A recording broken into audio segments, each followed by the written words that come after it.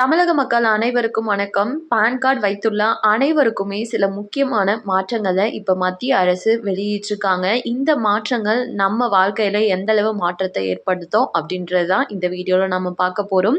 வீடியோக்கு போறதுக்கு முன்னாடி நம்ம சேனலை ஃபர்ஸ்ட் டைம் பார்க்குறீங்கன்னா மறக்காம லைக் பண்ணி சப்ஸ்கிரைப் பண்ணிக்கோங்க. அப்பதான் நம்ம போடக்கூடிய வீடியோஸ் அனைத்துமே நோட்டிஃபிகேஷனா உடனுக்குடனே வந்து சேரும். இப்ப வாங்க வீடியோக்குள்ள போயிடலாம். பான் கார்டை வச்சு சில முக்கியமான விதிகள்ல மாற்றம் உண்டாயிருக்கு. அதாவது சிலிண்டர் விலை, கிரெடிட் கார்டு, சுங்க கட்டணம், கேஸ், பான் கார்டு மாதந்தோறும் இது போன்ற நிறைய விஷயங்கள் மாற்றம் அடைந்திருக்கு. அதுவும் இல்லாமல் ஏப்ரல் 1ஆம் தேதி முதல் இந்த புதிய மாற்றங்கள் அமலுக்கும் வர இருக்கு. அதில் முதல் அறிவிப்பா பணம் எடுத்தல் மற்றும் டெபாசிட் செய்தல் பற்றி சொல்லியிருக்காங்க. இதுவரை ஒரு நாளைக்கு 50,000 பணத்தை டெபாசிட் செய்தாலோ அல்லது பணத்தை எடுத்தாலோ மட்டுமே பான் கார்டு தேவைப்பட்டது. ஆனால் வரும் ஏப்ரல் 1ஆம் தேதி முதல் ஒரு ஆண்டுக்கு பணத்தை வரவு வைப்பதோ அல்லது எடுப்பதோ ரூபாய் 10 லட்சத்தை தாண்டினால் மட்டுமே பான் கார்டு தேவைன்னு சொல்லியிருக்காங்க. இது ஒரு சூப்பரான அப்டேட் தான்.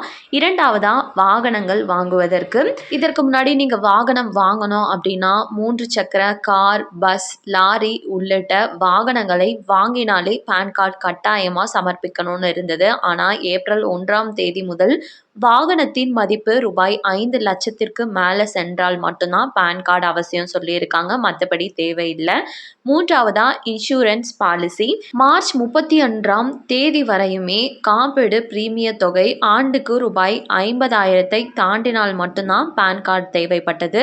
ஆனால் ஏப்ரல் 1ஆம் தேதி முதல் பிரீமிய தொகை எவ்வளவு இருந்தாலுமே சரி, இன்சூரன்ஸ் போட பான் கார்டு கட்டாயம்ன்ற அறிவிப்பை கொண்டு வந்திருக்காங்க.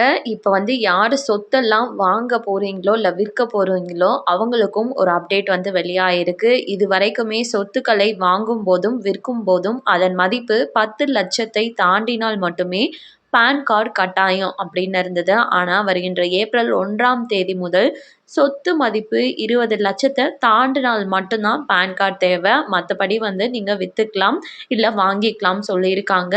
அதுக்கப்புறம் உணவக பில், யாரெல்லாம் ஹோட்டலில் சாப்பிட்றீங்களோ அவங்களுக்கு இதுவரை உணவகத்தில் ரெஸ்டாரண்ட்களில் 50,000 மேல் பணம் பெறும்போது பான் கார்டு தேவைப்பட்டது.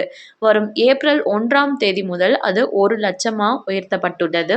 இது கூடவே ஒரு சூப்பரான அப்டேட்டையும் கொண்டு வந்திருக்காங்க. அதாவது உங்களுக்கு digital PAN card, PAN card தேவைப்படுது அப்படின்னா அதற்கு இன்கம் டேக்ஸோட அஃபிஷியல் பேஜான இன்கம் டேக்ஸ் ஃபில்லிங் போர்ட்டலில் போயிட்டு இன்ஸ்டன்ட் பேன் அப்படின்ற ஆப்ஷனை கிளிக் பண்ணிங்கன்னா அதில் ஆதார் எண்ணை சப்மிட் பண்ண சொல்லும். அதை கொடுத்தீங்கன்னா ஓடிபி வரும். ஓடிபி வந்ததுமே உங்களுக்கு அந்த பான் கார்டு தயாராகிடும். இதை ஈஸியாக நீங்கள் டவுன்லோட் பண்ணி எடுத்துக்கலாம் சொல்லியிருக்காங்க. இதற்கு நீங்கள் முக்கியமாக எந்த ஒரு பணமும் செலுத்த தேவையில்லை அப்படின்றது குறிப்பிடத்தக்கது. இது கூடவே உங்களோட ஆதார் அட்டையில் இருக்கக்கூடிய பெயர், பிறந்த தேதியும் சரி, பான் கார்டில் இருக்கக்கூடிய பிறந்த தேதி, நேமும் கம்பல்சரி சேமாக தான் இருக்கணும், சிமிலராக இருக்கணும். தப்பாக இருந்ததுன்னா உடனே மாற்றிக்கோங்க. ஏன்னா ஏப்ரல் 1 முதல் இதுவும் அமலுக்கு வர இருக்குது. கண்டிப்பாக இந்த அனைத்து அறிவிப்புமே உங்களுக்கு பயனுள்ளதாக இருக்கும்னு நம்புகிறேன்.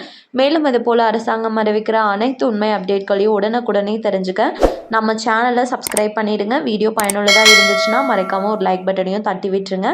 நிறைய பேருக்கு ஷேரும் பண்ணுங்கள். அது மூலமாக அவங்களும் பயன்பெறட்டும். அண்ட் தேங்க்யூ ஃபார் வாட்சிங்.